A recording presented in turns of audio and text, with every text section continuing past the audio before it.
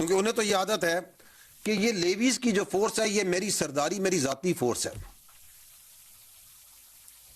Because what I am saying, what we are telling you is actually they have been manifesting that on ground.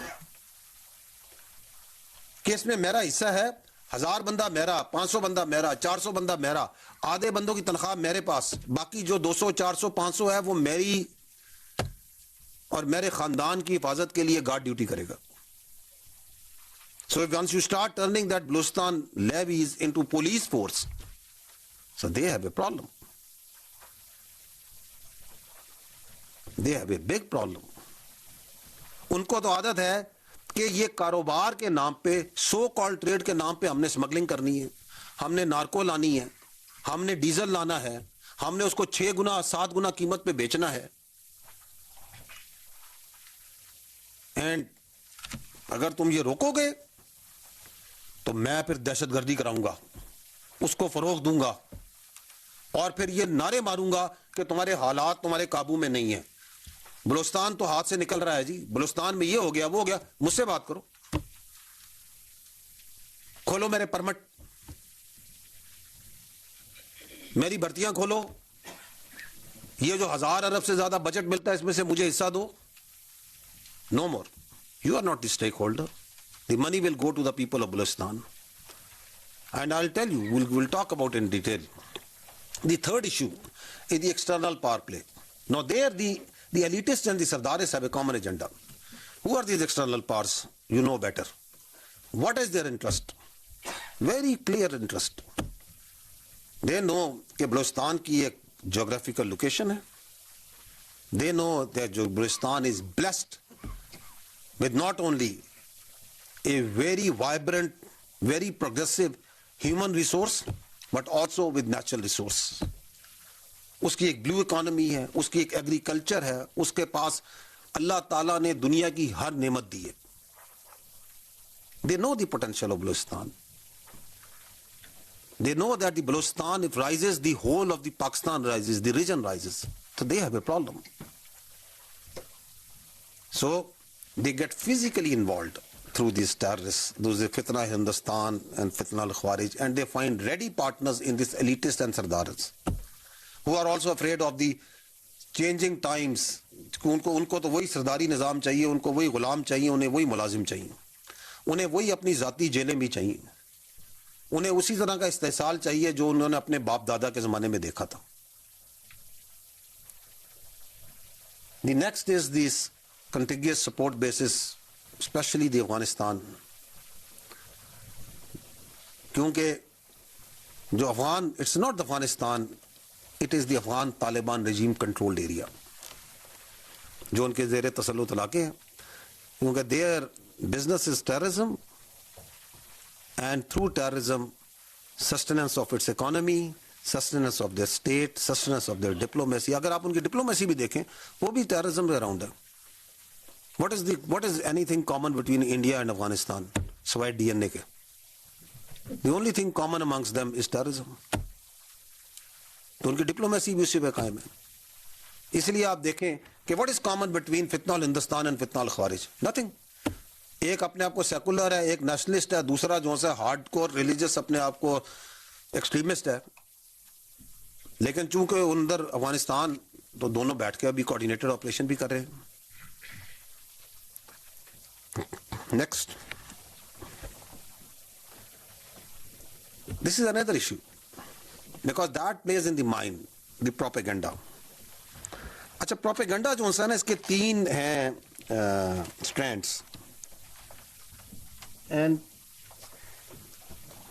دی اسٹرینڈ 1 جس پہ چلایا جاتا ہے وہ ہے جی کہ احساس محرومی، سینس آف ڈیپریویشن، احساس غیر نمائندگی، کہ یہ نمائندے جو بیٹھے ہیں یہ ہمارے نمائندے نہیں ہیں.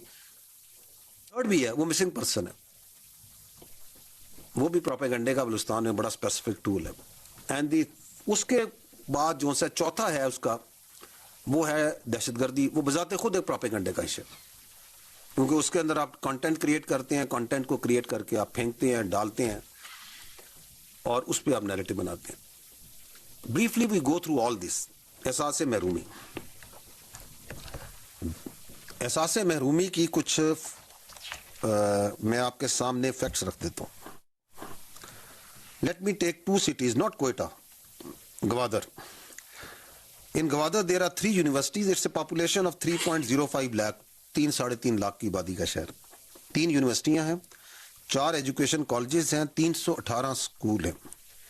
وہاں پہ پاک چائنا فرینڈشپ ہاسپٹل ہے which is one of the largest in Balochistan with very high standard facilities. وہاں پہ ایک ڈسٹرکٹ ہیڈ کوارٹر ہسپتال ہے, ایک رورل ہیلتھ سینٹر ہے, چائلڈ ڈسپینسریز 5 ہیں, 19 بیسک ہیلتھ یونٹس ہیں, ایک انٹرنیشنل ایئرپورٹ ہے وہاں پہ گوادر کی سی پورٹ ہے, ایکسپریس وے ہے, ایسٹ بے ایکسپریس وے ہے, وہاں پہ انڈسٹریل فری زونز ہیں, ٹیکس فری زونز ہیں, وہاں پہ پاک چائنا فرینڈشپ ہاسپٹل کا میں نے پہلے ذکر کر دیا ہے, there is a cricket stadium and there are other so many projects, specific projects ہیں.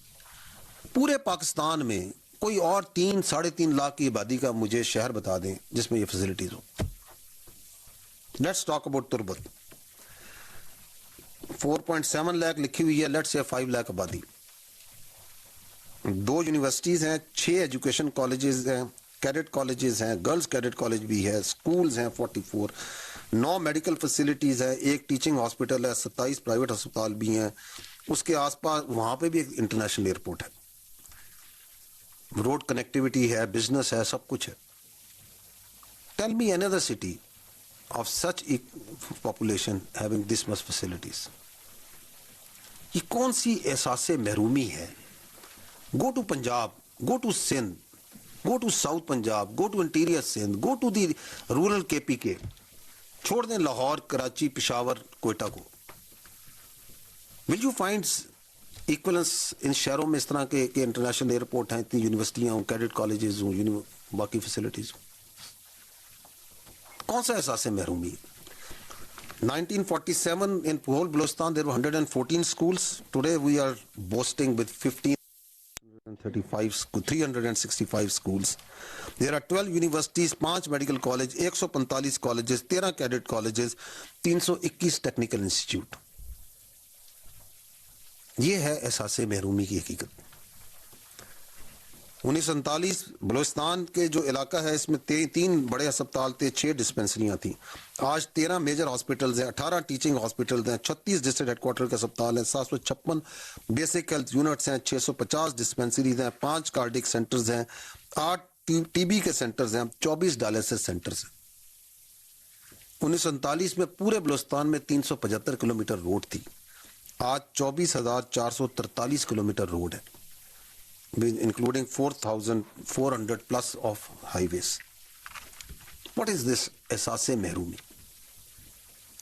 آپ بجٹ کو دیکھ لیں, per capita, I'll give you a figure of the budget. The per capita budget of Balochistan is 75,000